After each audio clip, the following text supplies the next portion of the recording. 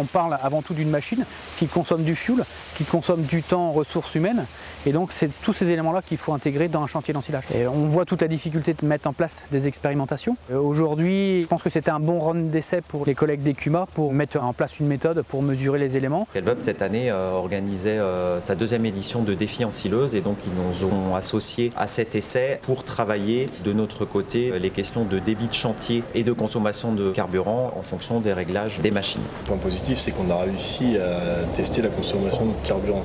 Ça, on ne l'avait jamais tenté auparavant. Par contre, on a vu les tendances sur les débits de chantier, comme quoi de baisser la longueur de coupe, ça a diminué les débits de chantier. Au niveau de la consommation de carburant, on n'a pas pu faire le lien entre la consommation et la longueur de coupe.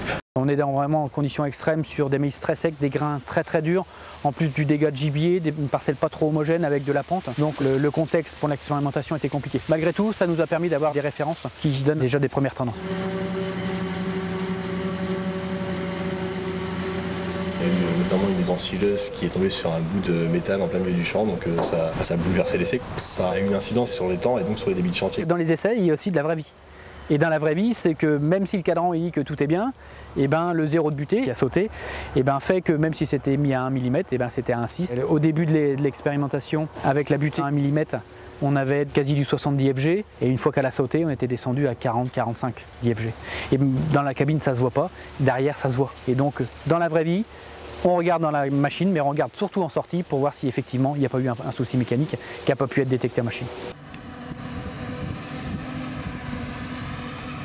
Les essais ont porté sur le débit de chantier et la consommation de carburant. Effectivement, on tend à mettre des chiffres sur cet aspect-là, mais il ne faut pas oublier que le principal enjeu porte quand même sur le bon éclatage du grain en premier lieu. D'éclater plus les grains demande plus d'énergie, donc plus de consommation. Mais on part d'un enjeu qui est d'une centaine d'euros hectare, et l'impact sur les consommations, ça sera peut-être 10 euros, ça sera peut-être 20 euros de l'hectare, mais au regard de l'enjeu qui est en face, on sait qu'il y aura de l'argent à mettre sur la table pour pouvoir aller chercher cet éclatage des grains. Et c'est une approche technico-économique, produit en plus, produit en moins, charge en plus, charge en moins. 30 hectares, c'est 35 000 euros sur la table. Si je fais une erreur de non-éclatage, c'est 10 000 euros d'énergie que j'ai besoin de racheter.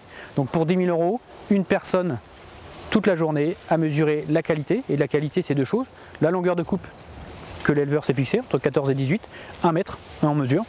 Le potentiomètre, c'est une information, ce qui sort, c'est une autre, donc je vérifie. Toutes les heures, il y a changement de parcelle. Et la deuxième chose, test de la bassine, je m'assure que l'éclatage des grains est effectivement satisfaisant et à la hauteur de mes objectifs. Et ça me permet de dialoguer en permanence avec le chauffeur pour dire c'est assez serré ou tu vas même trop vite. Et donc, une personne qui gère la qualité dédiée sur cette journée-là.